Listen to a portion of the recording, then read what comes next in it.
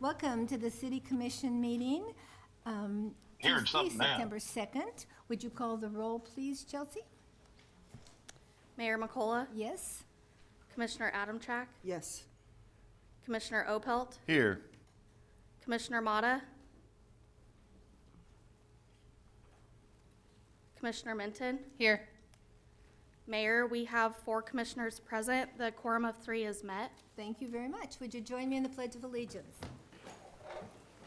I pledge allegiance to the flag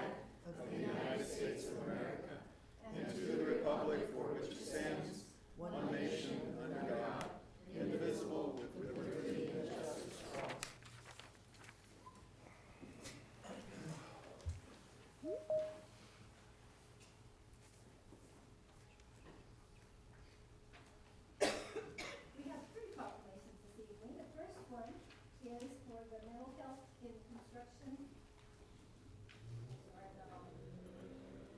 Come join me, please. Whereas the construction industry workers brave extreme weather conditions, work tirelessly, and often shoulder the weight of immense responsibility to build the infrastructure that sustains our society. And whereas construction laborers are also at a greater risk of suicide than other professions, and according to the CDC, the rate of suicide among male construction workers is 5 times Can you hear greater me than now? the rate for all other fatal work-related injuries. And whereas, according to a 2021 report from the Centers for Disease Control, the CDC, the construction industry has the second highest rate out of all major industries in the United States. And a 2021 survey of construction workers found that 15.4% of the workers reported having anxiety or depression based on symptoms or medication use. Can you And still hear where- me? Are we good? Is that John? Yes, Commissioner, we can hear you. Okay. And where am I?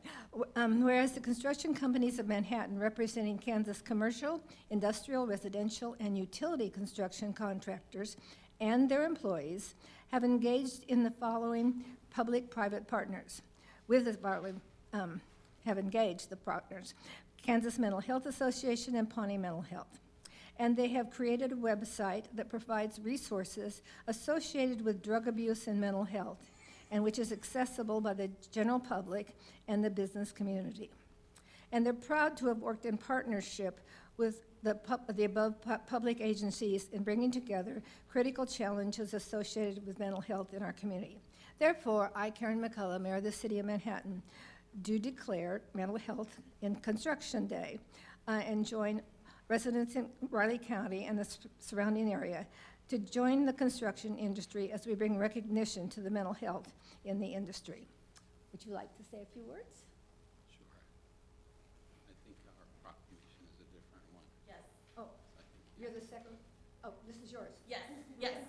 I would just like to invite everybody to come to an event next Friday from 3 to 4:15 at MATC. While we focus on the construction industry, there is information that is beneficial for any person, regardless of where they work. Thank you. So, thank you very much. Okay, I'll do you next.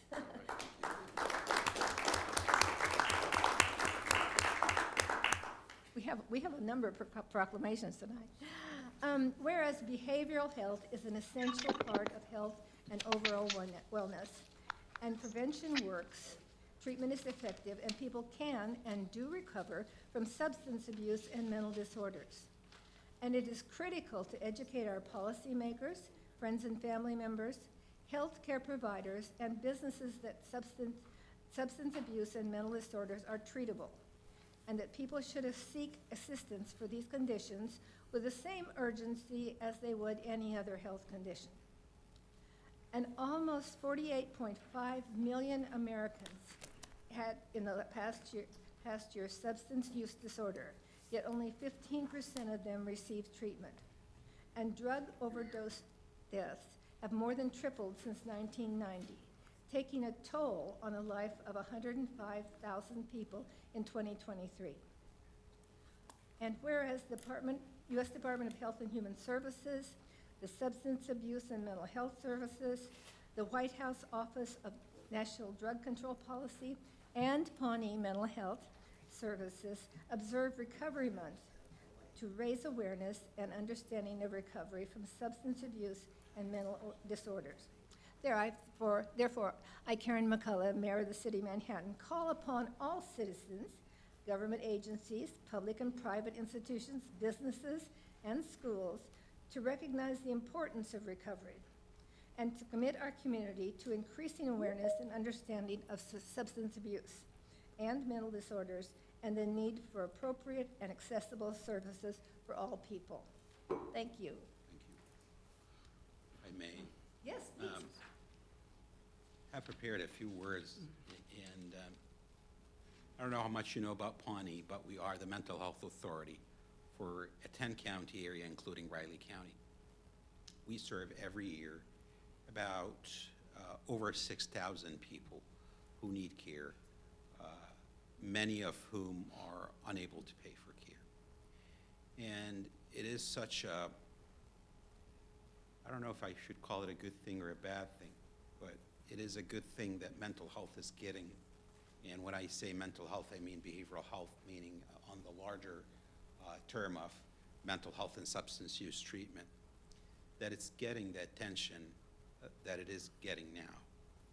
And with the state of Kansas ranking improving and rising, that the state is able to advance in mental health services and provide more. That this matter is becoming something that we all are supporting and advocating for. And I would like to read you a few statistics, not that what Mayor McCullough has mentioned is not enough, but this month also coincides for recovery, the recovery prevention and recovery awareness, also with other notable events in this month as well, namely suicide prevention. So most recent data, like Mayor McCullough said, 48 million people had a substance use disorder in the past year, and only 7 million received treatment, leaving 41 million people without treatment. It is not a surprise that that the month of September is also Suicide Prevention Month. Suicide and recovery are closely intertwined. In fact, 1 in every 4 individuals who died by suicide had been struggling with substance use disorder using drugs or alcohol at the time. The U.S. Substance Abuse and Mental Health Administration published some alarming data that more than 49,000 people in the United States died by suicide in 2022. That's 1 death every 11 minutes. We at Pawnee Mental Health acknowledge and promote the importance of recovery services and committed to suicide prevention. We appreciate the City of Manhattan's support for recovery services and the mission of Pawnee in allowing us to get this proclamation signed. Thank you. Thank you. Thank you for coming.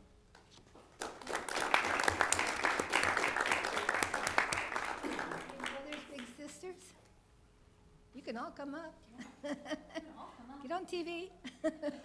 How exciting. Okay. Whereas the young people of Manhattan are the future leaders of our community, and many of these young individuals face social, emotional, and economic challenges that require support and guidance to help them thrive. And whereas Kansas Big Brothers Big Sisters plays a pivotal role in youth development through mentoring that supports substance abuse prevention, delinquency prevention, literacy, and overall well-being. And whereas the Big Brothers Big Sisters organization in our community provides meaningful mentoring relationships and positive experiences that empower youth and strengthen families. You all have celebrated 30 years of dedicated service to Manhattan community. Therefore, I, Karen McCullough, Mayor of the City of Manhattan, do proclaim September 2025 as Kansas Big Brothers Big Sisters Month, and I encourage all citizens to recognize and support the mission of Kansas Big Brothers Big Sisters.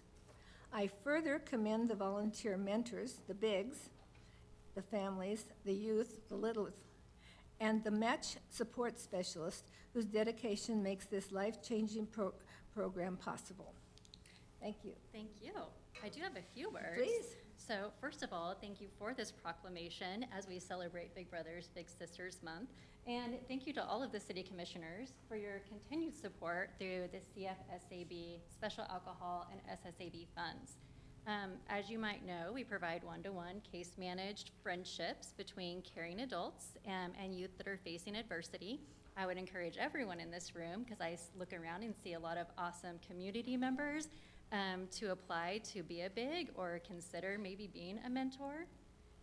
One of the things we have in common with the City Commission is that we are always looking to the future, being proactive instead of reactive. The kids in our program are more likely to do better in school, feel less isolated, and maybe we'll be sitting in one of your chairs someday. I know that my staff are truly committed to our mission, that we ignite the power and promise of youth, and our vision is that all kids achieve their full potential here in Manhattan. So thank you again, and we'd always love to chat about being a BIG. Thank you very much. And Thank here's your you. proclamation. And Thank best you. to all of you. Thank you.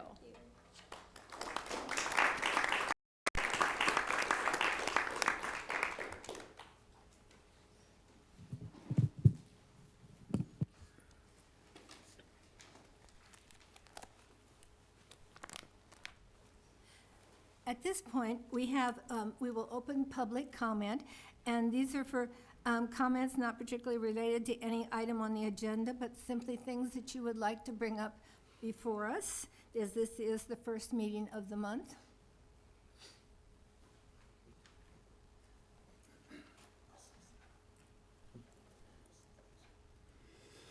Getting old. Good evening, commissioners, city staff. My name is Gary Oles. I live at 3308 Frontier Circle. I just want to once again express appreciation for the city staff that set up the budget open houses at Douglas and Eisenhower. Marvelous first step toward helping citizens better understand how it works and how it doesn't work, I guess you could say. One thing I want to encourage you to consider for next year's budget, because it's probably a little late right now, because next week, just as a reminder to everyone, next week is the budget hearing for 2026, as well as the R&R hearing, but not in that order, excuse me, 2 weeks, thank you. 2 weeks, yeah. 16? No, yeah, 16. 16. Mm-hmm. Yeah, thank you for correcting me. Like I said, it might be a little too late for this year, maybe not, due to wonderful technology from IT over there on that side of the room, I'd encourage you to, if you can, post those placards on a website or on the website with a real quick, easy link on the homepage so people can look at it for those that couldn't make it to the meeting or want to refresh their memory. The other thing I would encourage you to do, and this is a little dicey, okay, this is a little dicey, but I notice on the homepage for the city, you wish everybody a happy Labor Day, you remind people of the city budget, and the Furniture Amnesty Day. I think it would be nice if you put on there next year that you're having the budget hearing and the R&R on that page, the home page, so that people see that straight off and don't have to click or link on anything. I know that's a little dicey because I'm really hopeful this room is packed and overpacked in about 2 weeks. And if not this year, there's always next year. And just like any season, there's always another budget season. So enjoy your evening. Thank you. Any other comments just to the general good?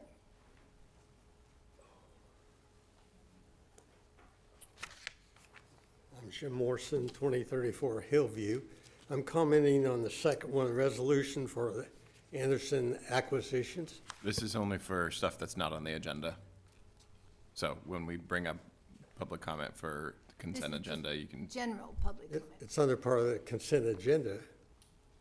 But the, No, I'm sorry. This is a chance for the public to talk to us about anything that's on their mind, except what we're going to talk about tonight. Okay, secondary then. Yeah. I don't know how you commissioners individually see your responsibility to the community to check and verify what's going on, but we worry about streets if you haven't been down Grandview Drive lately, there's 2 barricades, the street is caved in, there's 4 houses that really don't have safe access. And so where's that been for the last 2 years on the priority? Thank you. I think we need to have a different focus on what is a priority in Manhattan. Fine. Could you sign in with your name and address? And if you want to make a comment on the consent agenda later, you don't have to sign in again. Okay, do we have anyone else? Hi, my name is Jacob Stoltz, and I live at 4514 Freeman Road. There's this plot of land on the other side of the 2 roundabouts, like away from the dam, that is like empty right now. I think it's gonna be developed. Do you know where I might find access to what is gonna be developed there? Is it within the city? Oh, it's outside the city right now. So I guess you guys wouldn't worry about that. Yeah. All right. You might, excuse me, you might bring it up with the county commission, All right. okay? Where is the county commission? They meet on Monday and Thursday in the mornings at the county offices, Okay. okay? Thank you. No, they're Not at the Oh, I'm county. sorry, they're they at the, moved? they're Yeah. at the EMS offices, the new, no, Riley County Health Department. Temporarily, they're at the Riley County Health Department. Yeah. Okay. Not the health department, but the part that where they have the kids things, The Family Center. the family center, yeah. Okay, Riley County Family Center. Okay. Yeah, just Google it and they'll probably have a map. Okay, Thank you. Okay. Any other general comments? Seeing none, how about commissioner comments? Yeah, so I will start with, had the Flint Hills Metropolitan Planning Organization meeting, the policy board meeting on August 20th. 2 things from that one. They have, there is the Transportation Emissions Reduction Strategy funding, and it is, they do about 1 project a year for roughly $150,000. This year, they're doing a project in Junction City, right along, Washington, Chestnut Street. So they're putting in some carve-outs for the bus and crosswalks to get across. It's right in front of an Aldi, so they don't have that currently, and it's a pretty substantial match. I think the city's only having to pay about $40,000 for that project. So would encourage us, Brian, to look into that. Second is that on the Flint Hills MPO website, it's flinthillsmpo.org, there's a link to see an initial draft. There's not any real data, but it does have a map of the alternate routes from the Green Valley area into Manhattan. We're doing a cost-benefit analysis for that. So if we want to go and look at that website and see kind of the routes that will be analyzed and see kind of how that's going to be reported before we have the data ready. You can go ahead and preview that. We have 5 different routes that we'll be looking at aside from Highway 24. So I think it's been brought up a lot. So we'll hopefully be getting some good info on that. And it'll have basically how many cars go down each route, how many we estimate would go down each route, how much time it would change, and then the cost. So it'll be a really good, pretty comprehensive study that we're sharing the cost for that with Riley County and Pottawatomie County. So check that out, flinthillsmpo.org. And then Saturday, I went to the Yuma Street Cultural Festival. Very, very fun time. If you are unfamiliar with the history around the Yuma Street neighborhood, I highly encourage you to learn about some of that and hopefully support some of their projects that they've got going on trying to create the cultural center there. And I just want to thank everybody that came out, staff, neighbors, everybody that came out for the budget open houses. I was at both of them. It was really great to see. Hopefully we see more people out next year asking some more questions, but really good first step towards some better communication. Jamie, did you have anything?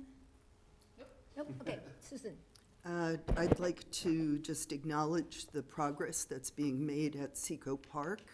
It looks like turf is starting to go down on a couple of the ball fields.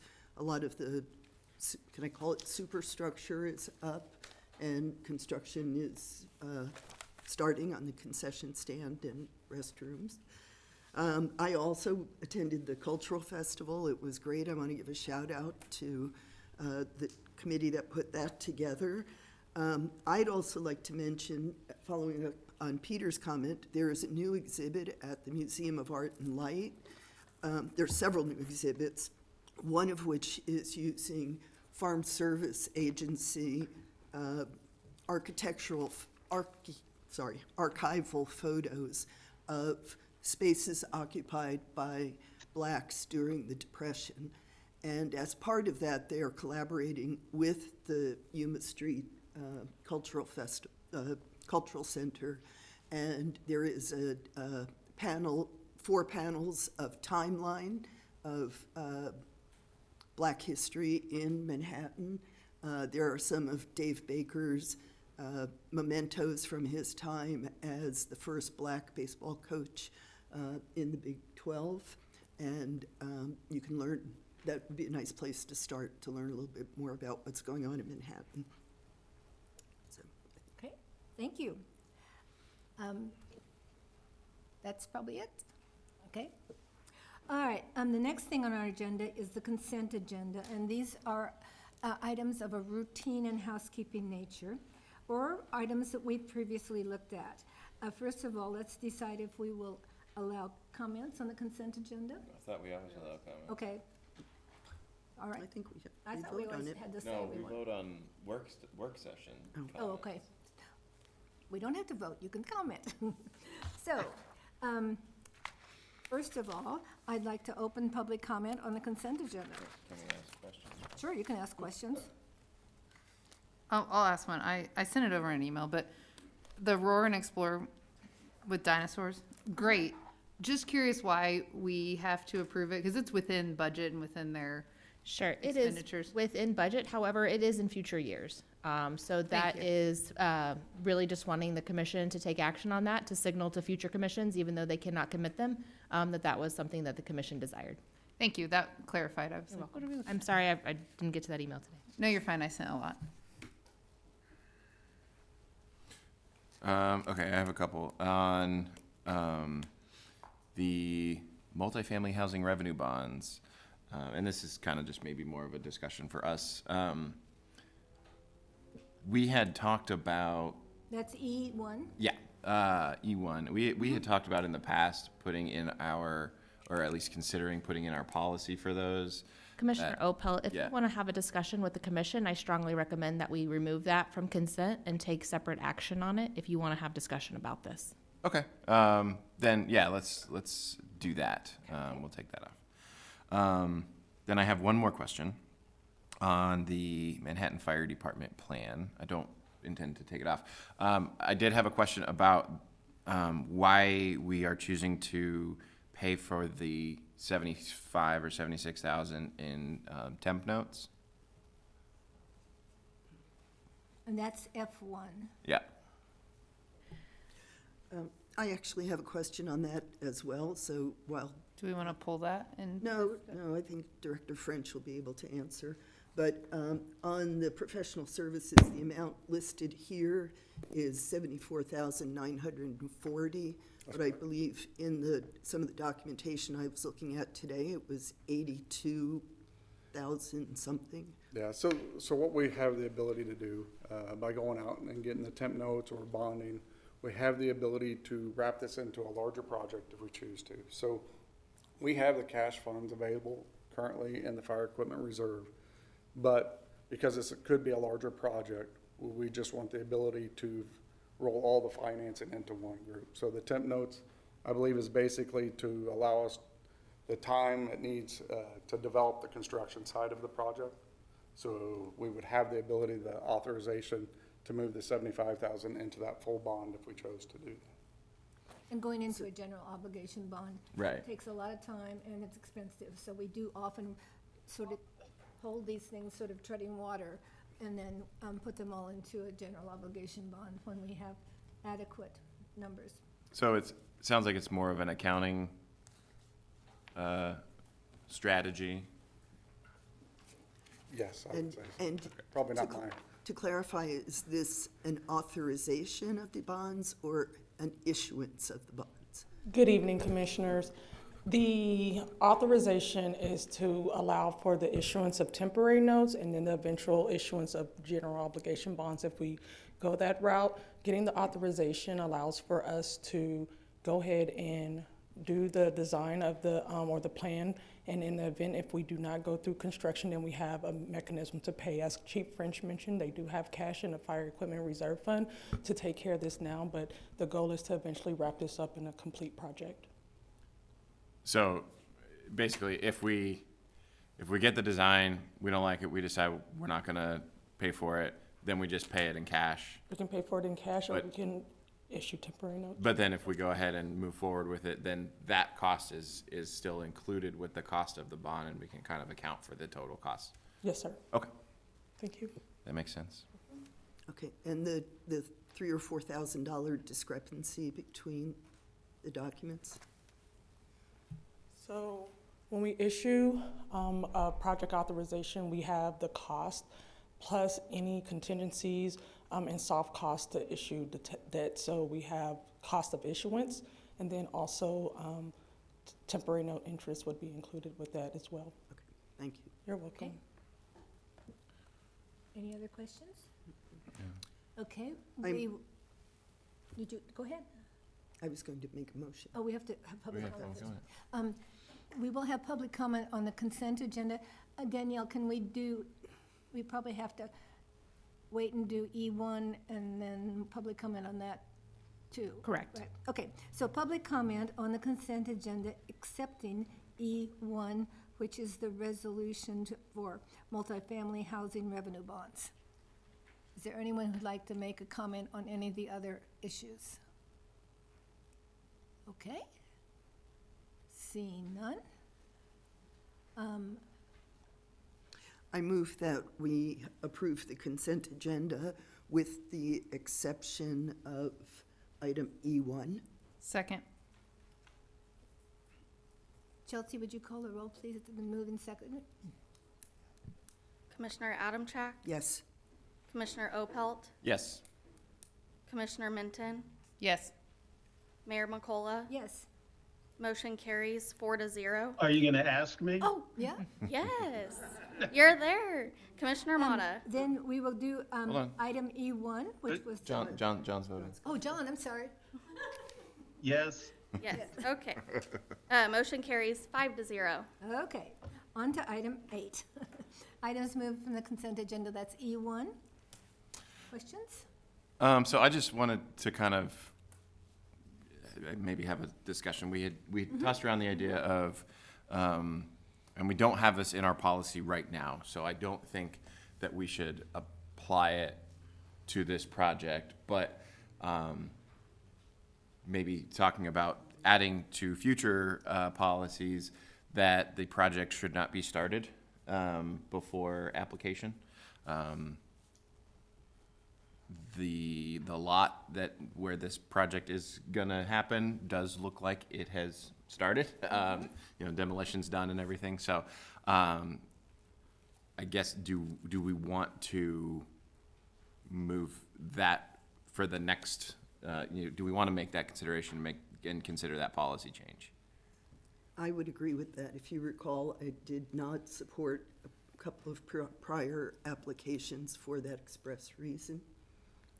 I mean, I think because this is for a sales tax exemption, so, Yeah. I mean, personally, I'm fine if they bought some stuff with sales tax, because then they're not buying as much without the exemption. And that's my opinion on it, And you they're don't think coming it should to be us. retroactive? What? You No. don't think No. I don't think it can be a retroactive anyway. No. So, That's just one so of that's where I'm at, is that if they come to us partway through because of whatever, I am fine with the fact that they are requesting partway through, because it's not as big of a request at that point. That's true. That's just how I'm seeing it, but I do understand, wanting people to have the plan before starting the project as well. Yeah. I think if we move that way, we would really have to define what start means. Yeah. So that's, Yeah, I think it's valid and that is discussion. a good point, that this is only for the sales tax portion of it. They're not asking for any kind of property tax abatement. So, yeah, I mean, that may have actually saved us some money if they've already purchased some materials for it. Yeah, I recommend that we move our workforce housing policy to talk about that when we have our retreat. Okay. After the first of the year. I think that's a great topic. We can roll that in with some of the other economic development policies that we're going to be reviewing as well. Cool. Okay, All right. so everybody's okay on that. Is there any public comment on that issue, E1? Seeing none, I would entertain a motion. I'll move that we approve resolution number 0, consent agenda item E1. Second. It's been moved and seconded. Chelsea, would you call the roll, please? And don't forget John. Yep. Commissioner Opelt, Yes. Commissioner Motta, Yes. Commissioner Minton, Yes. Mayor McCullough, Yes. Commissioner Adamchak. Yes. Motion carries 5-0. Okay, we'll move on to the general agenda. This is to consider condemnation for Fort Riley Boulevard Sidewalk Gap Project. Yes, good evening, Mayor, Commissioners. Brian Johnson, Director of Public Works, City Engineer. So this item is a ordinance to move forward for the Fort Riley Boulevard K-18 Sidewalk Project. If you recall, this project connects sidewalk from Martin Luther King and Yuma to Westwood and Fort Riley Boulevard. This is the gap that's needed between those two. This was the #1 rated needed sidewalk gap in the city by our Bike Pedestrian Committee friends. K.S.A awarded the city a $1.25 million grant in 2022. We have been negotiating for about 7 easements total since March and April. We have secured 5 of those. There's 2 left. We do have monetary verbal agreements on those 2 easements with exact details yet to be completed. So we do have some verbal okays from those 2 property owners. With passage of this ordinance, we'll continue to work with the affected owners to secure the needed easements. However, if negotiations fail to finalize, this ordinance will allow us to then move towards the final court date for condemnation. And if you recall, this is the project here. These are the easements we've secured. We have a little bit of a temporary easement here, and then a little bit of a permanent easement through here that we have yet to secure. The temporary easement obviously would go away. Once the project is done, the permanent easement then would become permanent right away.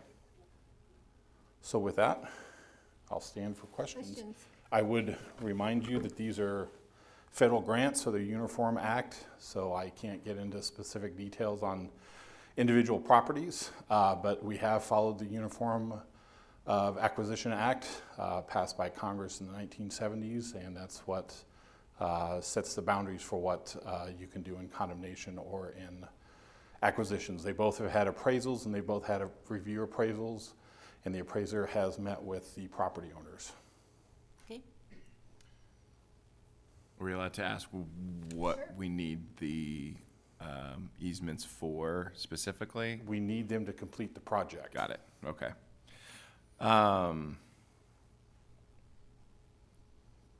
Okay. Currently, this project's scheduled to bid in January, so we need to complete acquisitions by November in order for KDOT to issue us an easement release. The one temporary easement is just a 5-foot wide temporary easement. And then the permanent easement is the stuff shown in red. Brian, so the temporary easement is actually not even on Fort Riley Boulevard, Correct. That's correct. So is that to access? That's part of the utility? reconstruction of the street, so part of that street gets reconstructed. And because Valley Drive is offset in the right-of-way, Valley Drive only sits about 3 feet off that property line. So that curb to the property line is only about 3 feet. Typically, we'd have 15. So when- Brian, with those temporary easements, we would replace anything that we needed. It would be replaced in kind, exactly as it is today, correct? Yeah, it would be seeded, sodded, put back together, and then that easement would go away then when the project's done. I believe there's a retaining wall there. Is that? We don't get in the retaining wall. Okay. Yeah, the retaining wall is actually farther back on private property, but that's Okay. that's a good question. There is one there. Okay. The original design, we did get in that retaining wall a little bit. we kind of slid things around a little bit to try to get out of that because we didn't want to rebuild retaining walls either. Yeah. And Brian, we might highlight that part of the reason for requiring the permanent easement is to close that driveway. That closest driveway, yeah. Because of the possibility of traffic backup. Yeah, again, I don't want to get into a ton of details, but yes, that driveway would close. And that is part of the appraisal process. Just an attempt to make it safer for everybody. Okay, John, do you have anything? No. Okay. Is there any public comment on this issue? Seeing none, would you entertain a motion? I move that we approve ordinance number 7771, providing for the acquisition by condemnation of interests in private property necessary for the Fort Riley Boulevard Sidewalk Gap Project, PD 2201. Second. Moved and seconded. Chelsea, would you call the roll? Commissioner Motta, Yes. Commissioner Minton, Yes. Mayor McCullough, Yes. Commissioner Adamchak, Yes. Commissioner Opelt. Yes. Motion carries 5-0. Okay, the next item on our agenda is to discuss the indoor aquatics project survey. Good evening, Mayor and Commissioners. So tonight, we're going to talk about the indoor aquatic survey that's been in development. Just a little background on how we got to tonight was we've had several previous studies that indicated a strong want for indoor aquatics, and in fact, it's been around that 70 to 75% range, especially since the natatorium has closed. The most recent one being in Move MHK, which was at 73%. But there was some questions that weren't answered that came up at our commission retreat, including what would the proper location be, what potential partnerships there could be, and what's the appetite for funding it. In the initial Move MHK survey, 51% of the community said they would support a sales tax for indoor aquatics, but we didn't have any kind of financial numbers around there for them to kind of weigh in yes or no. And the point of this survey is to actually get into those more direct questions. So, the ETC Institute has been retained to complete this survey. Part of what we are exploring with this partnership, and we'll meet with the Board of Education tomorrow and the Board of County Commissioners on Thursday to review this same packet with them, is about a potential Seco Park master plan which would engage all three entities. So first, the survey. We selected 400 surveys to capture a 95% confidence rating with a margin of error of plus or minus 5%. So one of the reasons we included this table behind, so we are in that 400 capacity, that's what we signed the agreement for. But just to show you that even if you try to go to 1,200, your margin of error does not reduce that much for the additional cost. 400 to 500 is a reasonable response rate for that plus or minus 5% confident, with a 95% confidence rating. We did choose to survey registered voters, not the public at large. And the reason being is these questions are directly, ideally going to point us towards whether we should do a ballot issue, and those are the people that will actually show up and vote on it. So that's kind of the synopsis behind that, is the 400 would give us a good indication of where the community is, because that is broken down by demographics, including geographic demographics. So they do take it from all over town. They do submit several surveys with the idea that we will only get 400 back, but it's going to be based on the demographics of age, race, ethnicity, and we're going to try to match up the residents of the city of Manhattan's demographics with the survey's demographics, if you remember that from the last time, including where they live. So the first question, just how many people are in your household, just to get a sense. And the second question is where we kind of get into exploring what's going on for Seco and kind of this bigger picture. So Commissioner Minton, you sent me I some was already questions pushing today. my button to just ask them out loud. And so, your question was, how do we determine if, what the priority is if they mark 5s on such as we improve the rodeo grounds on site, or do we move it up north with the shops Yeah, just to clear, I just had concerns because some of those are conflicting. intentionally? I understand intentionally. So then how do we address that So if somebody? that's where 'cause- question 3 comes in. Question 3 asks you to prioritize those. So when the selections above, you would prioritize those first, second, or third. But hypothetically, let's say they came in a statistical tie.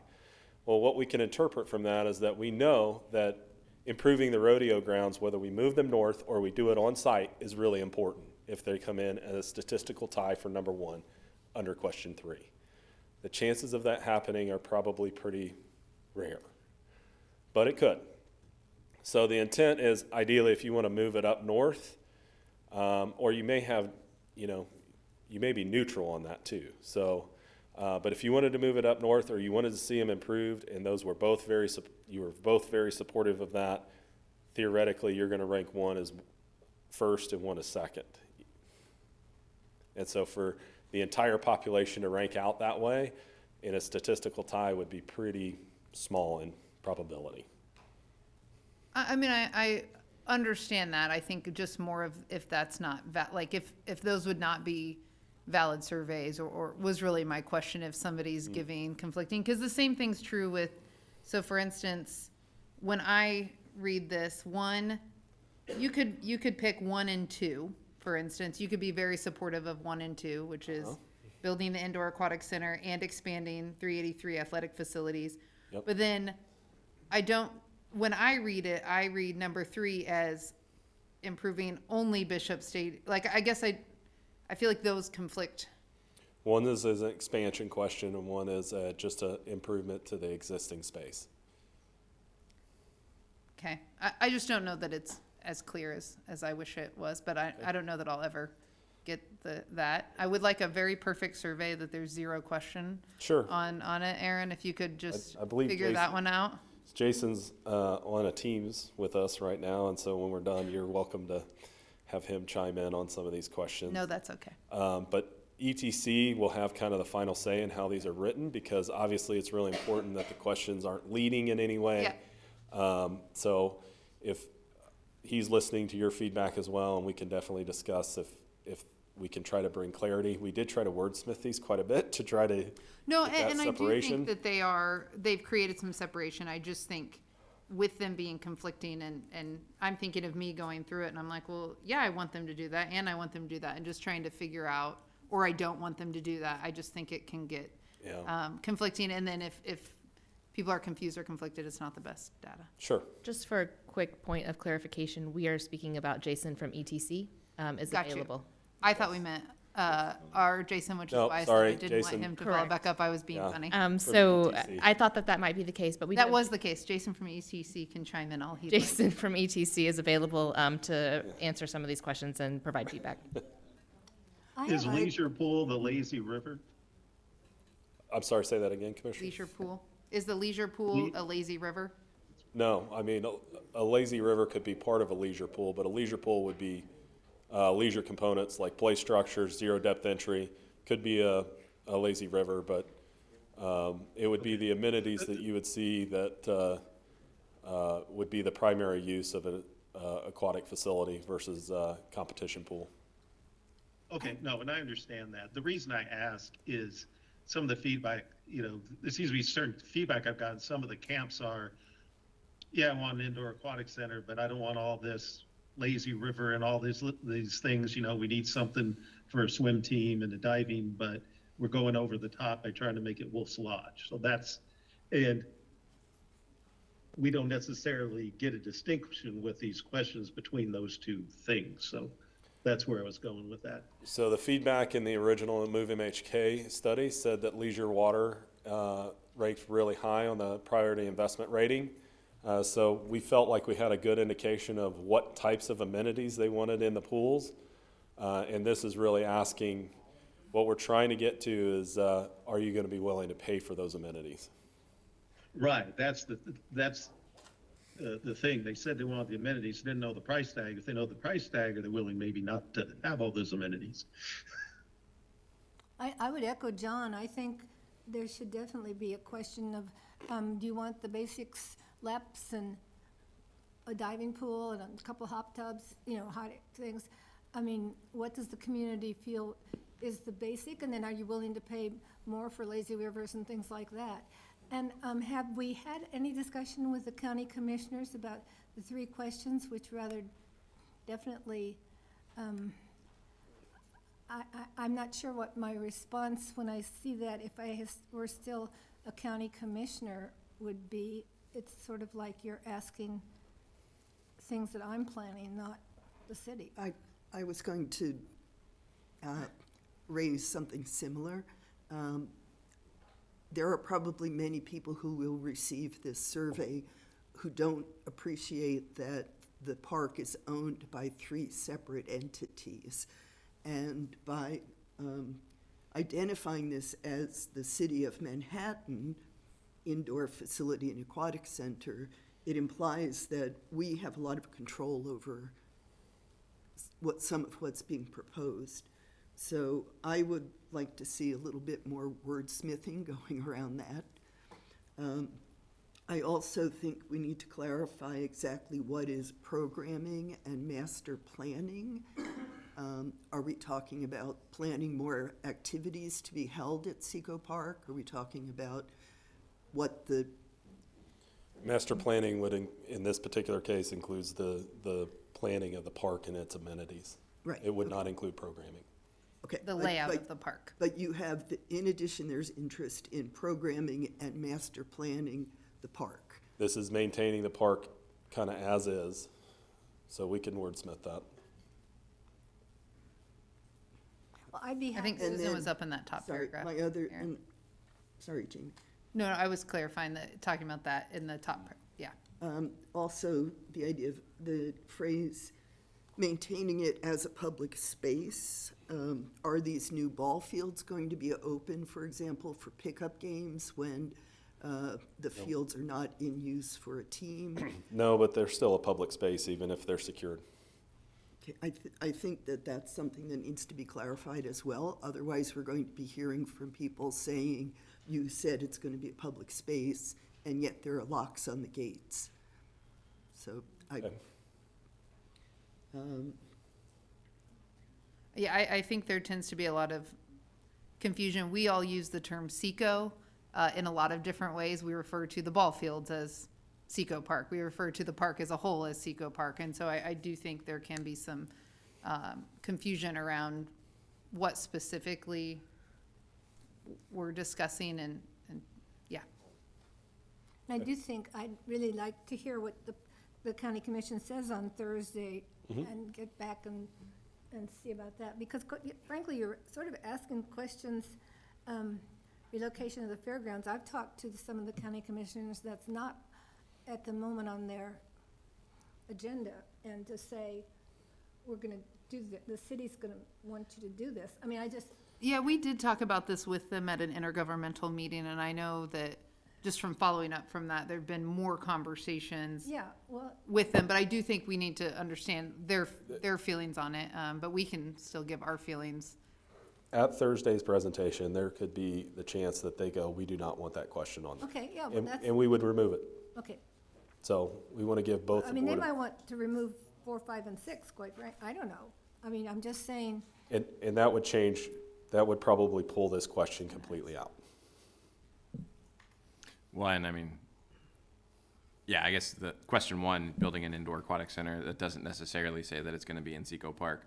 Although, please indicate your level of support for the following future developments of Seco Park includes building an indoor aquatic center, which would need to be on either district or county, the county, It would district be or on county county section. land. Yeah, so I do think we want to make sure that we are clear as to why, like, just kind of with what Karen said, you know, if the city's putting this out, but we're talking about all of these county and school district facilities, I think it's a good idea for us to be collaborating, and in fact, we've been asked to do that. But we just need to be very clear that that's what this is, and we need to be sure that that's what this is too. So yeah, that's yeah. Peter, that's not something I had really caught, that we're asking about the indoor aquatic center only in Seco, and then later we're asking about it, where people would be interested, so This question surrounds Seco Park. right, then my question is that accurate response to whether or not people want an indoor aquatic center, or do they want an indoor aquatic center in Seco? This would be this kind of bigger partnership between the three entities, and we can wordsmith that a little bit. If we're talking about indoor water specifically, it's probably the rest of the survey. But then later you ask different places, I mean, Yep. okay. So we would use the answers to the other ones to determine. Yeah. So this was a attempt to break down what the cost of construction and operation would be over 10 years.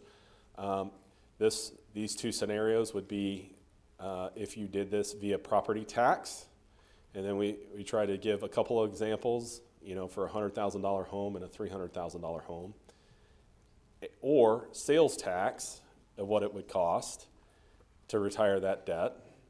And so this is what it would generally impact a family of $50,000 per year or $100,000 per year. So just trying to give some people examples of kind of income levels, and they can figure out where they fit between.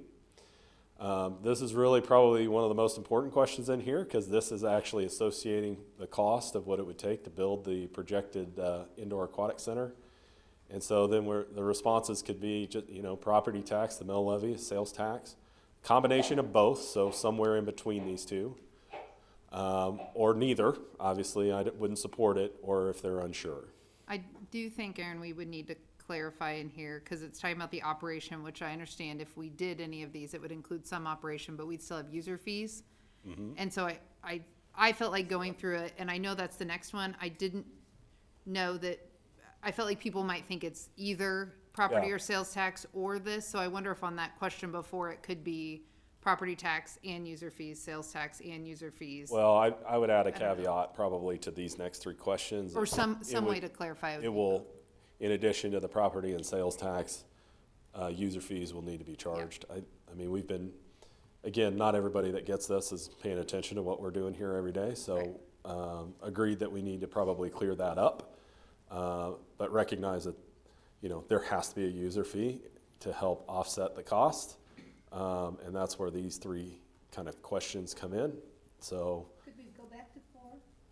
sure. You stated there that it would cost $60 million to build this thing. And I think several of us have seen what they did in Ames, Iowa for $30 million, which is exactly half. They got the lazy river, they got all the bells and the whistles.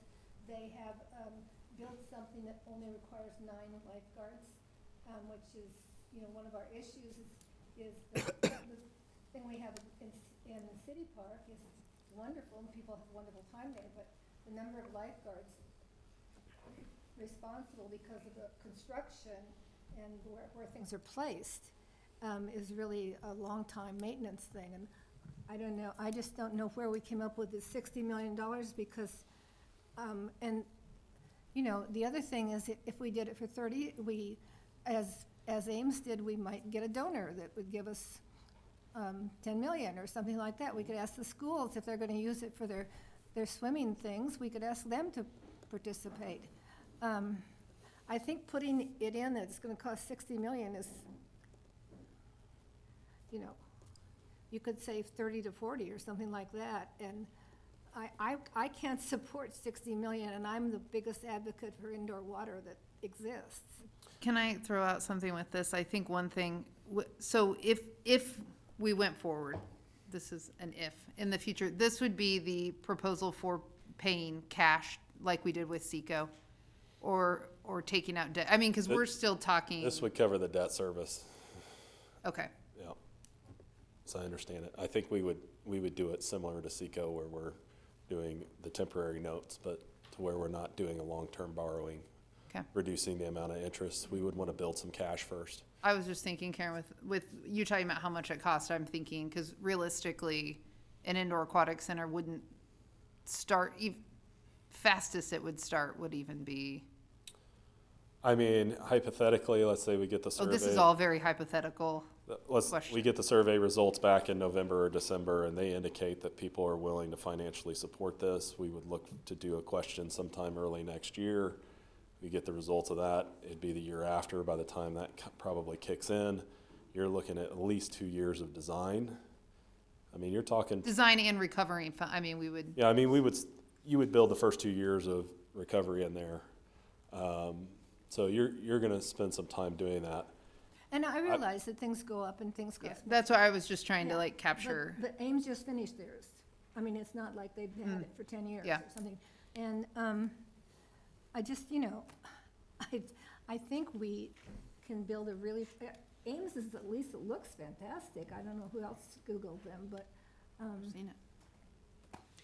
Along those same lines, I saw today in one of our emails that Stormont Vale has just made a grant of $1.5 million Yeah, to Emporia. Emporia to connect their rec complex with their pool. And Yeah. maybe we need to be looking for some very large corporate sponsors. Okay. There are alternative funding methods that could be explored, and the intent would be to try to build this less than the average cost, the estimated cost out of here. This cost comes out of Move MHK and the work that they did there for a concept of what the feedback was that we wanted in that facility. And so we're sitting there with the recognition that this is down the road a little bit. But the intent would be to try to price things out to where we don't actually spend that much money. Well, and Aaron, I think we asked you when we talked about Move MHK last year, we were all surprised at the scope and scale of what was being proposed. And I think we asked for a rework of the budget with removing some of the ancillary, the community kitchen. Believe me, I would love to see a community kitchen here in Manhattan, but. Well, that's not, this is just aquatics. That was Susan, that one was like 110 million Yeah. for all of that. Yeah. Yeah, it was. I wish it wasn't, but. Sorry, Aaron, it's real hard for us to have a conversation about indoor aquatics survey without like going down these paths, and Let's you're trying to keep us on recognize where we survey. are. Right now, Yes. we've got an estimate of $60 million. What we're asking, are people willing to pay for that? Right. It could be no. It could be. Mm-hmm. So that could be coming back, and then we'll make a decision on, what to do next. Aaron, I think one of the things that I've been hearing from people is who has skin in the game. And we know that we have had conversations with the school district. We know that we've had maybe less than productive conversations with K.S.A. I think people in the community would. Right. Dr. Abdo. Sorry? Commissioner Mata does not have his laptop on mute. I think people in the community would respond more positively if they realized or if they were assured there was some kind of cost sharing in this project. And I feel that's an obstacle that we're not communicating to people because a lot of those conversations have been sub rosa. They're not public. There's not commitments being made, although there's perhaps a nod and a wink that, yes, we'll come up with something. And I'm just throwing this out there that I think if some of that was more publicly acknowledged, it might shift public opinion somewhat.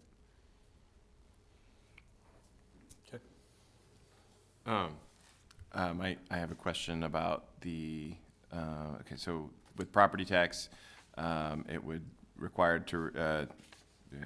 property tax would be required to retire $60 million in debt over 10 years. So that does not include operations, right?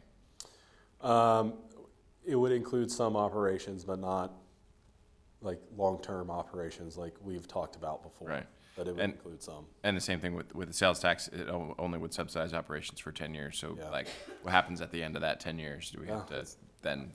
There would need to be probably an effort to renew something that would continue to support that. And then if that didn't pass and we still have a pool that we've built and have to operate. Yeah, I mean, there would, again, at that point in time, I think if sales tax was the direction, we would probably actually try to work in that long-term operational cost for that stability. If the mill levy is the methodology of paying for that, I think that's a lot easier from a commission decision to fund, because it wouldn't necessarily have to go out to a vote. I would rather, my preference would be that we are upfront and say this would need to be either a 30-year or a permanent sales tax. So again, we're asking people, what do they prefer? Right. Sales tax or property tax? Well, yes, this does include some operational costs, where others that they've done have not done that. Right, but so the idea is, do you prefer property tax? Do you prefer sales tax? And we're giving them what it would take to build and construct the facility as the primary cost, with operational costs for 10 years. Right. I just don't know that I don't like that we're asking about a sales tax that we don't intend to sunset or couldn't afford. But to that sales sunset. tax would not be renewed at that level if it was just operational. It'd be a different sales tax. And I thought initially what we were talking about, and what I think as far as something that would pass, was a much more inclusive a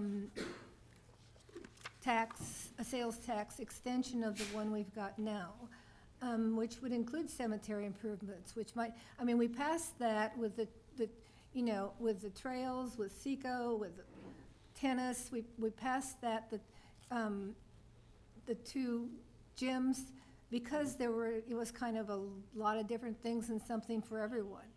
And I really think if we want, I mean, there's no use going through all this if we don't get something passed. And I really think that this has to be more an understanding that Park and Recs, as an entity, needs support. And perhaps we need to be putting more sales tax dollars towards it. And quite frankly, I don't see why it has to cost I mean, to me, we could buy our $30 million pool and then have another $5 million for other things that people would really like to see. More pickleball or something, and disc golf. Yeah. I appreciate those comments, Mayor McCullough. I think what we're trying to do here with question number 4 is get a feel for the tolerance for property tax to fund an indoor aquatics facility, and get a feel for the tolerance for a sales tax. These are both very conservative estimates for what that what that mill levy would need to be at, and what that sales tax rate would need to be at, and for how long on both of those. Very conservative estimates. However, if once we get a feel following the survey on what the preference is, property tax versus sales tax, or maybe a combination of both, we can certainly dive more into the scenarios and refine that as we head into deciding if we're going to put something on the ballot early next year. Danielle, considering the pushback we're getting in considering raising the mill levy by 1.35 mills, this is just laughable. This is not going to fly. Well, we can certainly, if the direction and feedback from the commission on the survey is to strike the option for property tax, we can simply just put the sales tax on there. Yep. I think that merits additional discussion. Well, I don't know how you can not put the sales tax. You're not giving people a choice if you just put the property tax, the sales tax on. But we would reframe the question around the sales tax and the cost. Is that something you would support versus not support, rather than ask which type of tax you support? So personally, I do like the transparency of laying it out there, and I think that was a very digestible way for people to see it. I do understand what Peter's saying about, we can't say that in 10 years it goes away. I think my biggest question is when people say this and everyone comes back with answering number 4 on that. I don't want to be stuck in a situation where then we're like, well, let's put another survey out with a $30 million facility or something like that. So just keeping that in mind. I don't have a way to go with that. I just am wanting us to, I don't want to do this survey and then if it doesn't go a different, or if people aren't supportive of it, then think we need to roll out another one with a lesser amount. Because, I mean, it's kind of my understanding that from the construction of it, the 60 million, like you said, is pretty conservative. And without that investment, I don't know what the revenues would be. I don't know about the use of it, if it's just a lap pool versus other. I mean, there's a lot to this. Yeah, the amenities that you trade off, especially on the leisure side, is going to reduce the amount you recoup in fees. Yeah, I got a couple of questions. For the property tax, it says it pays to build it. Well, the sales tax says it pays to build it and to run it. At least for that time period. I mean, I kind of agree with Susan. I don't think anyone's going to go for this property tax increase. And again, the 10-year limit, and my apologies, I had to step out for something, but I guess Peter brought up something about the 10 years. I mean, it begs the question, what happens after that?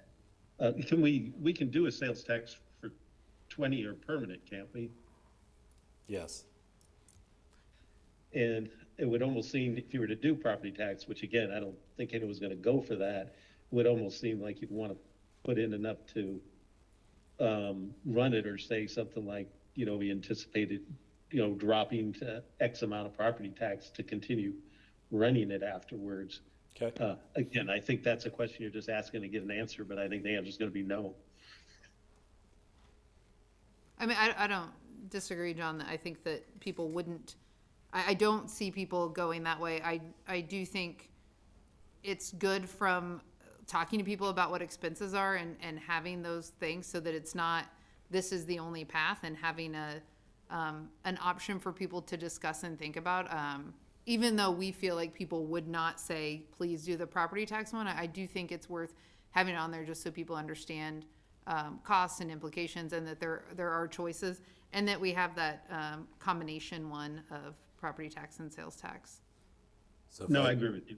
So just so I have direction on how to kind of clean this one up, you would like to see the more longevity put in there, closer to a 20-year on the sales tax, and then what the remaining mills for operations would be on the property tax, but leave both in. I think so. I mean, if we're going to build it, we have to operate it. And I would rather just be upfront with how we're going to plan to operate it for a long term. Yeah, I would agree. I mean, frankly, I'll be honest, I'm having some reservations on whether to do the survey or not, but for the best survey, I agree that would be a good way to do it. Okay. Where did we come up with the 15 mil increase? I mean, that would give us $12 million a year. For 5 years, we'd pay the thing off. I mean, I realize you need operation money, but, I mean, nobody is going to support a 15 mil increase. I mean, we could put 10 mil, and I still don't think people would. Well, at least that would take, 8 years. I don't know. Again, we were trying to be very conservative in this estimate. I think we all want to overestimate and then be able to deliver when we finally refine what the scenario will actually be. I think the shock value of putting in 15 mils is conservative or not. I don't think that's going to... I don't necessarily. I think when we're trying to talk about what it's going to cost to build an indoor aquatics facility and what it's going to cost to operate the indoor water facility, we are not trying to shock anybody. I think we are trying to be very transparent about the cost. So we are trying to get people's appetite of how they want to pay for it, if they want to pay for it. And we're using the estimate we took out of Move MHK. That doesn't mean again, we're trying to get, do you want to pay for it, and how do you want to pay for it if you do? And so using a flat example of what we had out of this other data is why we selected the amounts we selected. So I think them saying yes or no to that, or how they want to do that, gives us direction on how to frame the rest of it. Aaron, on question number 8. Yes. Did you, it has the Yeah, I per caught month, your okay. note. Yeah, that needs to be struck, so I caught Okay. that, thank you. But yeah, these others are just kind of, the one other thing that I noted is we do need to add a line here of that they wouldn't use it. So that should be an option that they Yeah. could select. So, which is up here for number 5, so. Any other questions about these? Okay. So again, one of the questions that was out there was location, so. Oh, sorry, I just want to restate, I would like to be very clear that we make it very clear that the use will be on top of Yep. any other type of tax. As stated before, we'll put a caveat, like a sentence up there, in addition to the cost to either sales or property tax to construct and operate. We will need to recover additional amounts, and kind of what your appetite is for out of those questions. So again, one of the questions that was asked was, what is our preferred location? So this is just in general, Seco Park, City Park, acquire new land. I would support indoor aquatics at any location, or none, would not support. And then, of course, we are talking about sales tax renewal questions, and so we are asking the community to rank these in importance. So street maintenance, the indoor aquatics, Seco Park renovations, that's that master planning. And then this is actually Move MHK Goal 1, which is reinvestment into existing parks and structures. Aaron, I'd like to see some clarification so that people realize that we do currently have sales taxes dedicated to these the three first priorities, and that they will be sunsetting in the next year to 2 years. So right now, the only sales tax that I'm aware of is just for streets that is dedicated to these activities. What about mean- Seco Park? Yeah. Well, and maybe that's where we need to add clarity. This would be for everything beyond the ball fields. But that. And then we goes did down just to do trails as sunsetting, part so we of it. could tell people, I don't understand what you're saying. Well, This goes back to, I think, some of the this is semantics back of to what we the refer to. question 1, Yeah. that Seco Park renovation. So we just need to highlight that this is beyond the baseball fields and tennis courts that are already being renovated. So this would include that kind of overall planning for the park, for Bishop, for the fairgrounds, for potentially indoor aquatics. So we'll try to clean that up to create the right separation. Oh.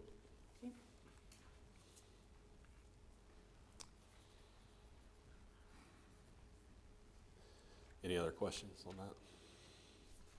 Okay, then we just have our demographic questions, which are pretty standard out of these surveys. Aaron, do you have questions about that? So just with the demographics, we do, I know we're gonna do a good sample for across geographically. Are we gonna be able to do a good sample across those demographics as well? Yeah, it's a random sampling, but it's a stratified random sampling based on the demographics to mirror Manhattan and including the geographic demographics. Again, this will go to registered voters rather than just the public at large, because that's the group that will show up and ultimately vote on any potential ballot issue that we may issue. Okay. So And then, we were getting really specific with this. yeah, and then, but the response is just 400 total, and then we'll just get the answers for those demographics and be able to kind of judge that, that's kind of up to our interpretation. No, they'll get the demographics. But sending to all of the demographics and all of them participating are two different things. Well, again, we are going to send out something like 7 times the amount of surveys in order to get 400 back. And like in Move MHK, we got 438. And those demographics were broken down evenly by each one of these and including geographic location. Okay. So, yes, the intent, the way this works, so you get reliable results at that 95% confidence rating, meaning if we did this 100 times, it would come back the same results would come back, plus or minus 5%, 90 to 100 times it would come back the same. Right. So, ideally, what we're really looking for is the answer to question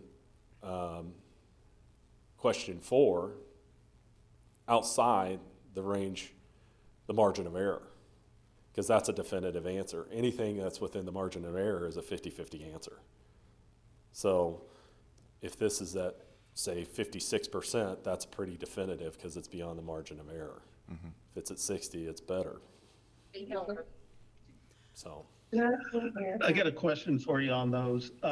So really, you're doing those demographics just to verify that you actually got the spread you thought you were going to get? We verify those demographics to make sure that it mirrors the community of Manhattan, so the results would mirror what we would get back when formulating the question. If you already know it's going to mirror it, why do you need to ask the question? Sorry, say that That again? the responses mirror it, John, not what's sent out, that the responses mirror the demographics. Well, that was my question. You're asking the question so you can see that what you got back was what you expected as far as the cross-section. That was my question. Yes. Okay. If I'm understanding you correctly. In the race one, I really don't have anything with. I just don't think if it doesn't come back the way you think it should, are you saying it invalidates the survey? No, we will work to get this stratified according to the demographics of Manhattan.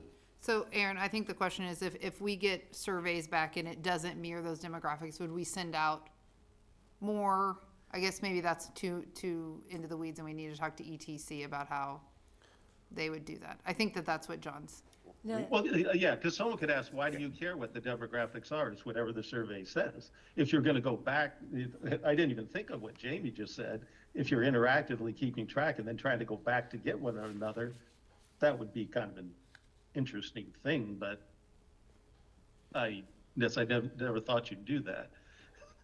So part of what we're trying to do is make sure that all groups are represented in this survey, which means it would reflect truly at a 95% confidence level how the community would respond.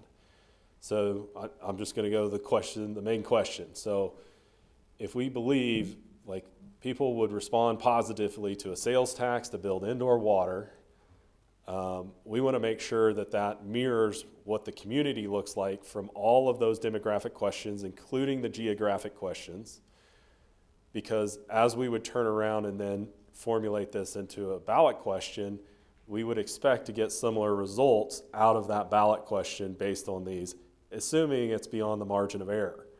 If it's within the margin of error, it's a 50-50 toss-up either way.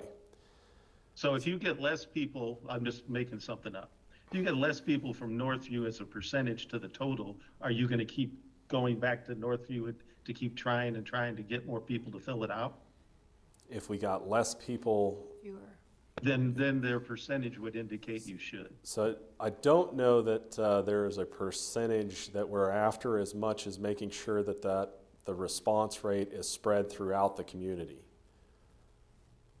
So if you didn't get Well, any- but if their response rate is lower than their percentage in the community, then. I'll have to throw that one to Jason. Yeah, sorry, I can jump in on that. This is Jason Morano with ETC Institute. So our goal is to receive at least 400 completed surveys. As Aaron mentioned, we mail the survey to about 7 to 8 times the number of households that's completed surveys that we need. So we'll mail the survey to 3,000 households, and residents can fill out the survey by mail or take it online. There'll be a link to the online survey. And as we're getting surveys completed, we'll be checking the demographics of survey respondents. And if we're not getting enough surveys from a certain group, like say a certain geographic area, or not enough surveys from young residents, we would do additional outreach to that group. There's different ways we can do that. We can mail another survey. We can mail a postcard that's a QR code and a link to the online survey.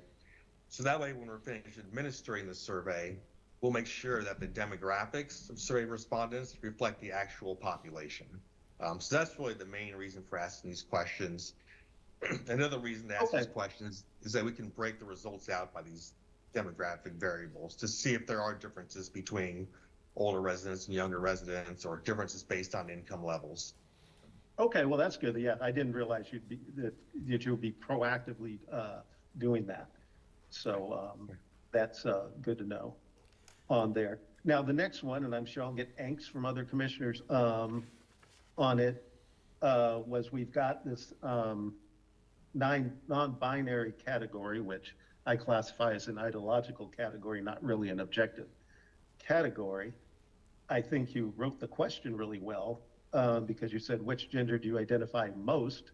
Since according to gender ideology, you can change that literally on the hour on what you identify as. So most was an important thing to put in there. I did get some complaints about this question of why is the city getting into this ideology? And from a practical standpoint, the Trump administration is working on cutting off federal funding for organizations who kind of bring this ideology into what they are doing. I know K.S.A.'s taken away all their pronouns because I know the Regents told them they had to, but that was instigated by that policy to get that done.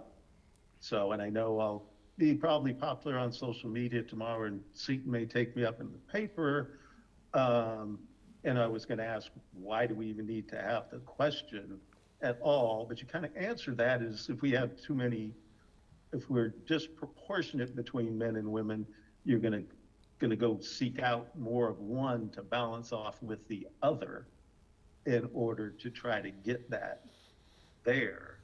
So I guess I see why you're doing it. I just don't think that's an objective category that you've got in there. But I think you did write it well. To identify most was a good way to put it. Okay.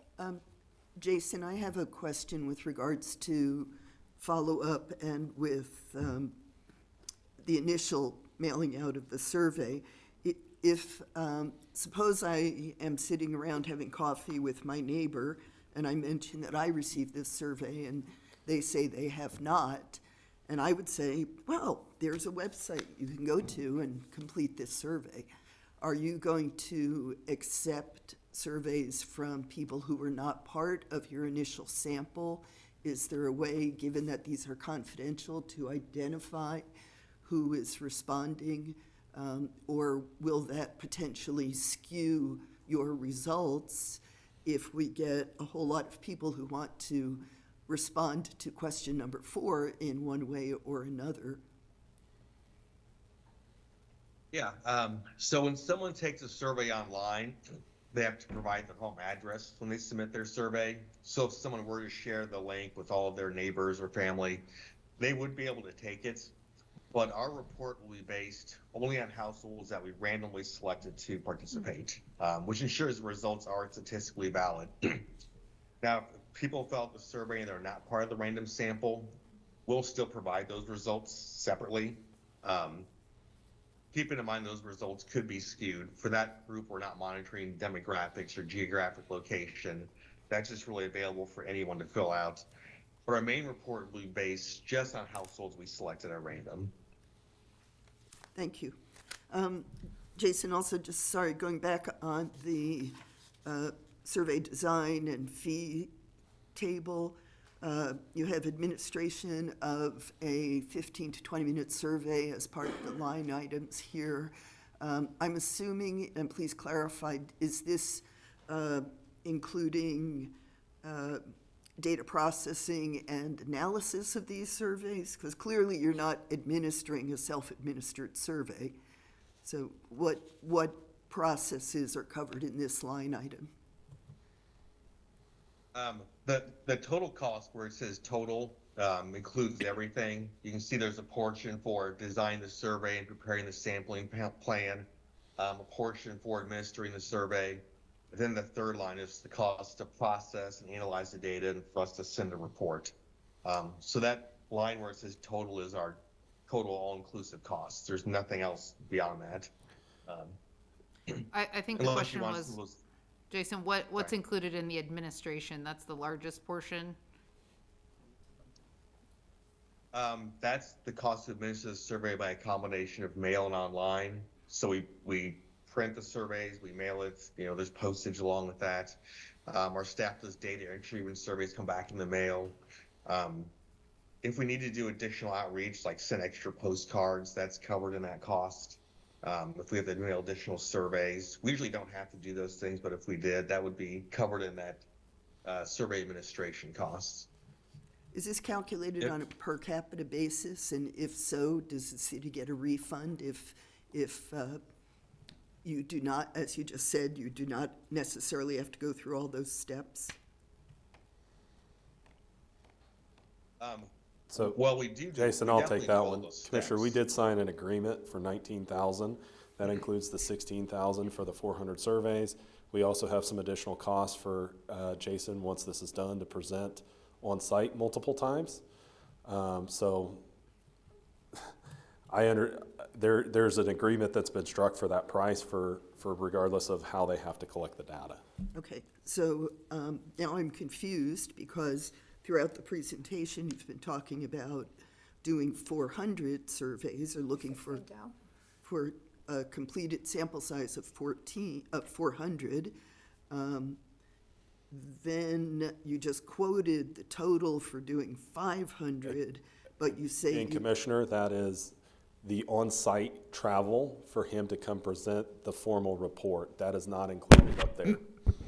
That is an additional cost. So this was literally to talk about how many surveys and the margin of error. We added on the service of coming and presenting for them to travel to Manhattan to do it in person. So we're talking about doing 400 surveys with additional travel costs at $19,000. Correct.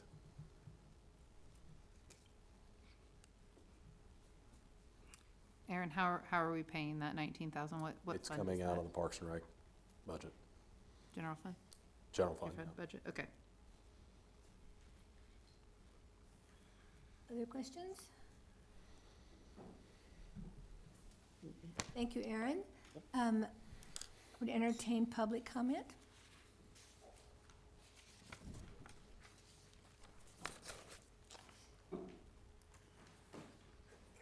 Again, Jim Morrison, 2034 Hillview. One of the things in the questionnaire that Jamie Minton mentioned was, is there a value to have a number other than 60 million? That may be the Lamborghini, but maybe the Yugo that would meet most of the needs for an indoor pool is 10 million. I think there would be some value if they're going to say, personally at this point with our city status financially, I'm not terribly excited about an indoor pool. But if those that are, then we ought to give them a real opportunity to have an indoor pool, which is a realistic number. And I think that's kind of what you were suggesting. And that isn't $60 million, in my opinion. So I think in getting that change would be an important step to see where people really are. I mean, 15 mils for 60 million or 2 mils for 10 may make a difference on who would in fact enjoy, use, and go from there. It'd also be kind of nice to know with these places that have it, what's their utilization of an indoor pool? And of course, again, it's going to make a difference. Is the only indoor pool is a recreational water park? I mean, so I think there's some other questions could, should, and ought to be asked in that survey to get a real balance of what people are thinking and wanting. To me, it's still a want, not a need, but we ought to, if it's legit, we ought to give them a choice to what level are they willing to look at sacrificing sales tax and or property tax. Thank you.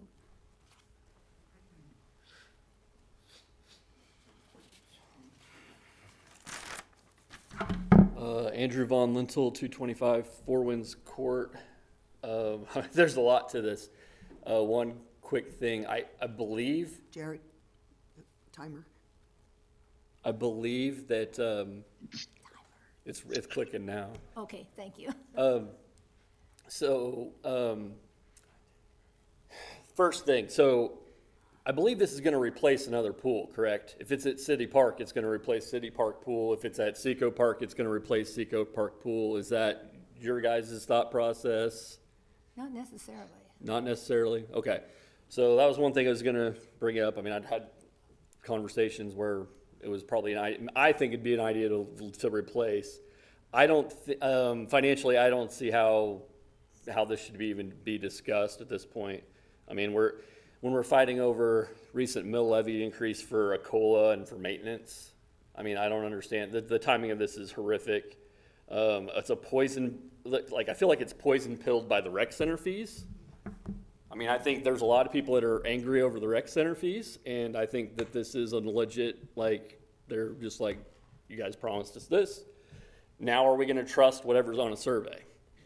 And I know you guys didn't promise it, but, I mean, my wife, plenty of other people in the community, first thing out of their mouth was they promised. And that's a big issue.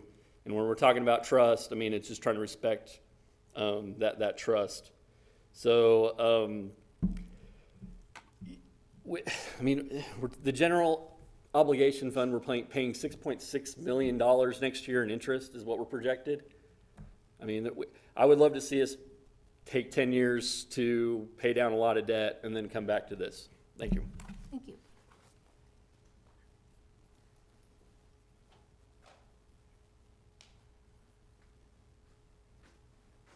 My name's Phil Shankwitz, 832 Briarwood Drive. I've had a little bit of experience doing new product introduction for a Fortune 100 company, so I have a little bit of experience with surveys. I'm only going to comment on the survey. I'm not going to comment on the need for a pool or any of that. That's, I think, down the stream. My take, as written, the survey is asking two very different questions. The very first question on page 1 is, hey, what's your priority for Seco Park? Is it a rodeo fairground, Bishop Stadium, USD 383 athletic fields, or an aquatic center? And the cost for the pool is defined on pages 2 and 3. But the cost for the rodeo, the athletic fields, Bishop Stadium aren't in there. So you're comparing apples to oranges. And so that's one piece. The other piece is the aquatic center, okay? And do you support it? What are you willing to pay for it? In my opinion, you need to separate these two. You need to have an apples-to-apples comparison. So one survey would be the higher level, Seco Park. What are you going to do? Rodeo? What's it going to cost the taxpayers, whether it's sales tax, property tax? Athletic fields, okay? The Bishop Stadium, what's it going to cost, and who's going to ask for that money? USD 383 or the city or the county? Because you're all mixing apples and oranges here on dollars. What am I going to end up paying? And what are their priorities? So you're comparing apples and oranges. And if through that survey, the pool is the way to go, fine, then let's do a second survey just on the pool. And it's been commented here earlier, 60 million, 30 million. That survey should have specific questions about what amenities do the citizens want. Is it a 25-meter pool, 50-meter pool, bleachers to watch competitors, the diving well, deep water therapy, a concession stand if there's events there, slides, lazy river, what do the people want, and then prioritize those, and then what are people willing to pay for the amenities they find important. I think it's two very different things, and if you go with the survey today, you're going to get mixed results. You're not going to be able to answer the questions you're asking for. So it seems to me you need to step back and say, are we looking at aquatics or are we looking at a higher level vision as we move forward? So I think we need to step back and figure out where we want to go with that and what the survey should really be. Because if it's labeled aquatic survey, page 1, it's not about aquatics. It's all about Seco Park. So you're sending a mixed message. Also, 95% confidence interval, let me just talk about that. If the survey is, if it's a yes or no on a pool, and they come back at 49.9 to 54.9%, that's a confidence interval, 5%, right? Plus or minus 5%, that would be a no-go. As well as if it was 45.1 to 50.1%, it's a no-go, because you can't tell between 50.1 and 45. Thank you. So the other thing I would say is if you do a survey, do a pilot. Take the survey and hand it out to all the city employees, have them fill it out, and see the responses, and see if the survey is giving Thank you you the very answers you much. want. Make sure you sign in over here, Yep. please. Thank you.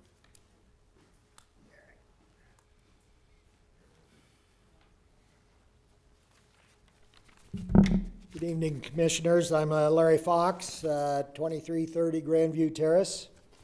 A couple comments about this survey on the section 2 of, you're asking the voter or the folks to rank these projects, which probably most people don't know anything about.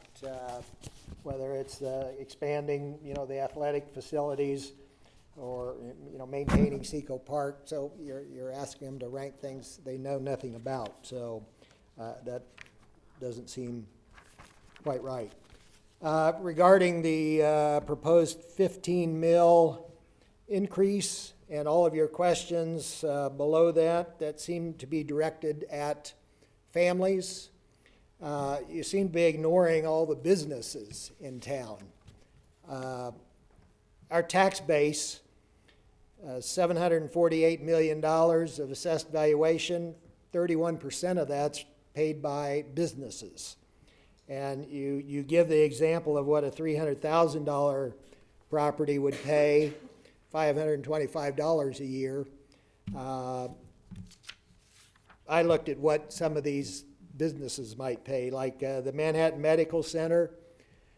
With that kind of an increase, they would pay an additional $75,000 a year in tax.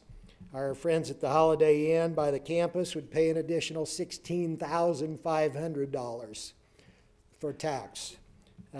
Manco Windows would pay an additional $55,000 a year. So I think it's ridiculous to be asking people, would you accept a 15 mil increase in taxes?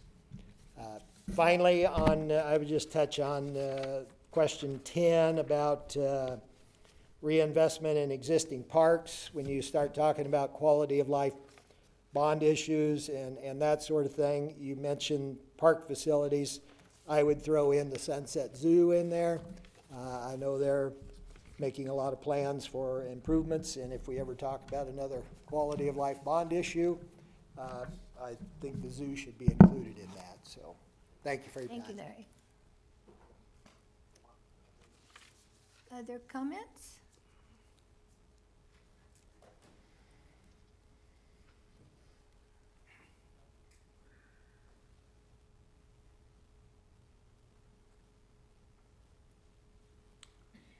Hi folks, David Javoltowski, 100 South Delaware.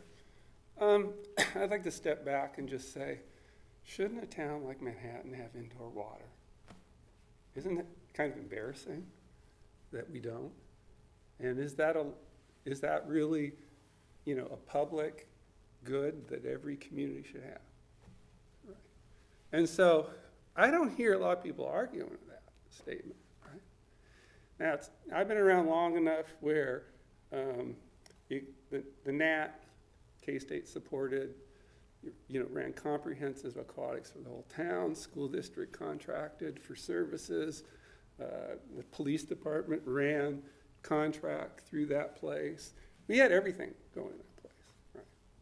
So you had multiple governing bodies all working somehow through subcontracts or informal relations to access a pool. And then, you had kids getting swim lessons all winter, run by UFM and things. So to me, that's a vision. And so then the question is, how do we put together our resources, our people, our existing resources to get to that somehow? I'd like to commend city staff for kind of trying to follow a waterfall process to say, let's do a survey, let's get a survey company. I've been critical of that because truthfully, I don't think 400 out of 3,000 can ever represent the population. They're just different. They're highly motivated people, especially given we don't know what that thing is. I'm not saying don't do it. I'm just saying I just don't. I'm a good scientist, by the way. I don't believe that data. But if we do that waterfall process, we run into what happened last time. You get some firms going through the stages, and by the time you got to design a thing, it doesn't match up with what they voted for. And then they lose trust. And then you figure out, geez, we got to charge. Because you're going through a series of steps in that process to get to an endpoint. And so I would really argue that we have to change how we go through the process to fulfill that vision. And I think the waterfall process is out of date now. We can't fund things the way we used to. So I think we've got to get together and come up with a vision that people get excited about, and then figure out how do we fund the thing. We got some great architects, get a vision, make it tangible. Thank you, David. Okay. And can I say, how did we come up with $40 million for Wareham? Right? This town can do stuff when they want to do it. Thank you.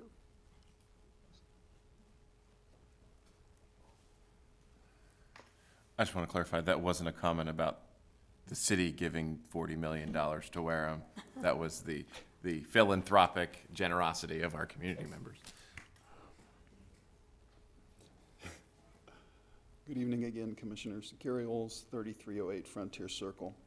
You know, I'm not a scientist, just a simple guy, and following all those numbers and everything, I'm glad you're up there trying to figure that out, because I'm not sure I could do that in this short a period of time, I guess you could say. But the thing that struck me is, and maybe there's already an answer to this that I missed, but my understanding from searching good old Google is in the last election in Riley County, there are 40,000 registered voters. So is this survey going to 3,000 of those 40,000, of which we know from a population standpoint, not from a register standpoint, that 20,000 of those live outside of the city limits of Manhattan? Because it's like 52,000 in Manhattan and another 20,000 outside of Manhattan or in Riley County. Even though I know Manhattan's in Riley County, I realize that. But I wanting 400 seems like a low number of responses. I mean, maybe statistically it's right, but in terms of who gets it and how's it going to be demographically reflective? Is it going to be, is it based on their income, their race, how long they've been in town? I don't know what data is on my voter registration card that tells the company I'm white, I'm almost 70, I live on the west side of town. I don't know how that works. I guess it's not my job to figure it out. It's the company's job. But you're going to rely on that information to at least have a snapshot of the direction you're trying to go. And I don't want to use up all my time, so I'll just sum it up in 15 seconds. I'm a no vote today. I'm a no vote tomorrow. I'm a no vote any day in the future, because aquatics, indoor, no. Aquatics outdoor, like we have, serves a purpose. We get to use it 3 months of the year. I don't even know how long we use it, but it's something to contemplate. Good luck.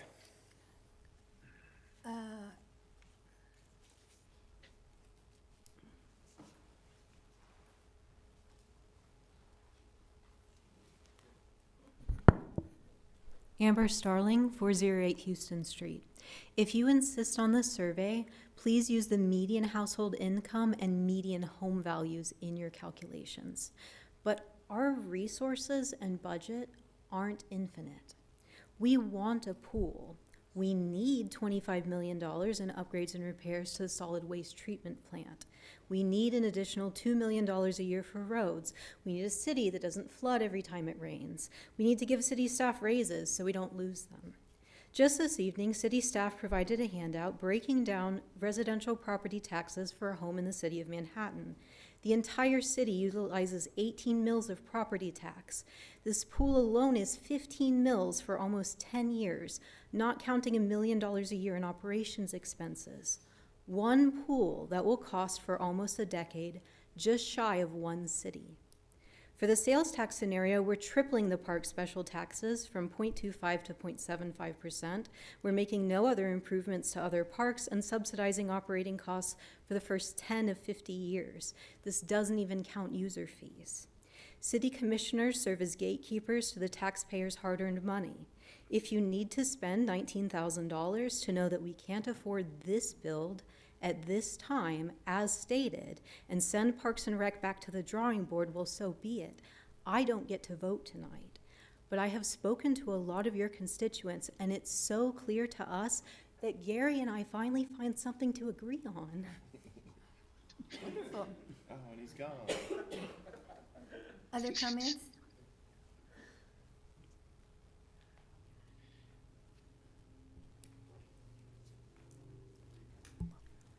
Hi, I'm Debbie Madsen, 1903 Tulip Terrace.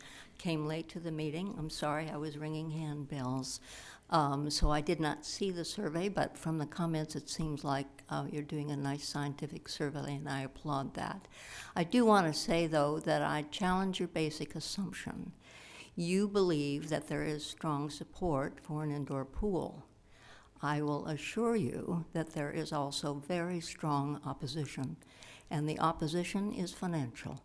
It's taxes, taxes, taxes. Thank you. Thank you.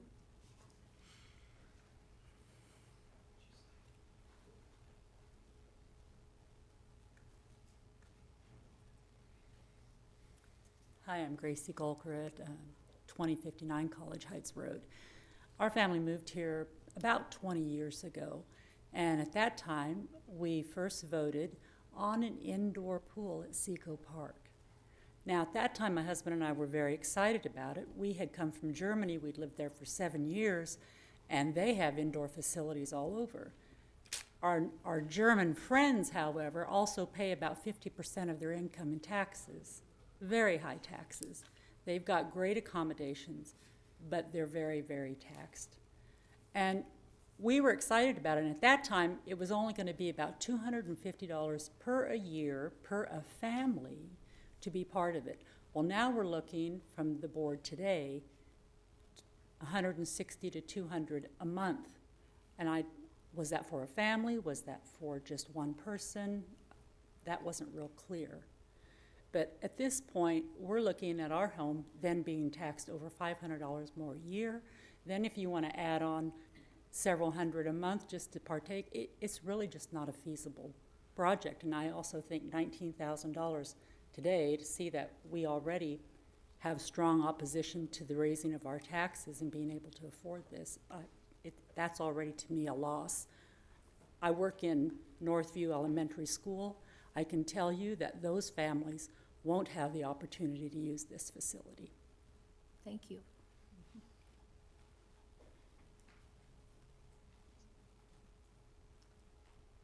Public comment is closed. Commissioners, do you have any direction to give or any? I feel that this was a very animated conversation and that a lot of direction was given during the course of it in terms of revisions we'd like to see to this survey. Manager Doolin, do you have an idea of when this is going to come back to us? Yeah, as previously noted, we do have two other governing bodies to run this survey past, that being the school board tomorrow night, and then, of course, the county commission on Thursday morning. So we will take feedback that we got this evening and from those two other bodies, and we will we want to move, get the survey kind of finalized. Want to make sure we have ample opportunity to make sure we get enough of those results back. So I would say probably October at one of our work sessions. Do we need to have it in a legislative session in order to approve or not approve going forward with the survey? Sure. So, in January, we did our retreat and we talked about moving forward with the survey. And at that time, Commission did give direction that the $19,000 was our estimate, and that is within the city manager's spending authority. So we have signed a contract. However, if the Commission decides not to move forward with the survey, I would just need direction from three of you to not move forward with the survey. And we would do that in an open session. It wouldn't necessarily need to be legislative. Okay, thank you. Okay. Can I just make one more comment? Phil, thanks for bringing up, you reminded me of something that I had a thought of, and that they are kind of asking two different questions, and that, like, if we're calling this an aquatic survey, we only have really one option that is aquatics on the very first question, and the rest is kind of just conceptual and unfamiliar to a lot of other people. So I would prefer to see an aquatics focused survey, but I understand why we're going why we went this direction. I really want us to have a Based on feedback this evening, Commissioner Opelt, and some of those clarifying factors, I think what we could really use is a statement at the beginning of the survey explaining some of those challenges about the ownership of Seco Park, and even kind of talking through why we're looking at Seco Park now instead of City Park, and just a little bit of narrative and background, so folks have more information answering that survey. Just kind of based on some of the comments that we've heard this evening, I think that that's prudent. Cool, thanks. If I can make a comment responding to something that Gary said, I did spend some time this afternoon crunching numbers and looking at the sample size.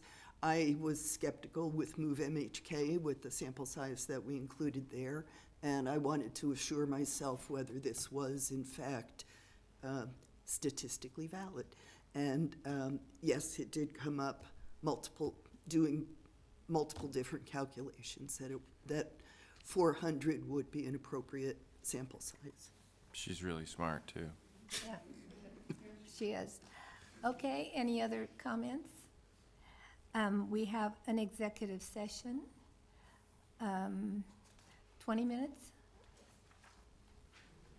Okay. Would someone like to make a motion? I move we recess into executive session to receive information on a legal matter in consultation with the city attorney, which would be deemed privileged in an attorney-client relationship pursuant to K.S.A. 754319B2, and to resume the open meeting in the city commission room at 7:20? 8:15 p.m. 8:15. Sorry, Chelsea. Oh, I need a second. Oh, second. Would you call the roll, please, Chelsea? Commissioner Minton, Yes. Mayor McCullough, Yes? Commissioner Adamchak, Yes. Commissioner Opelt, Yes. Commissioner Motta. Yes. Motion carries 5-0.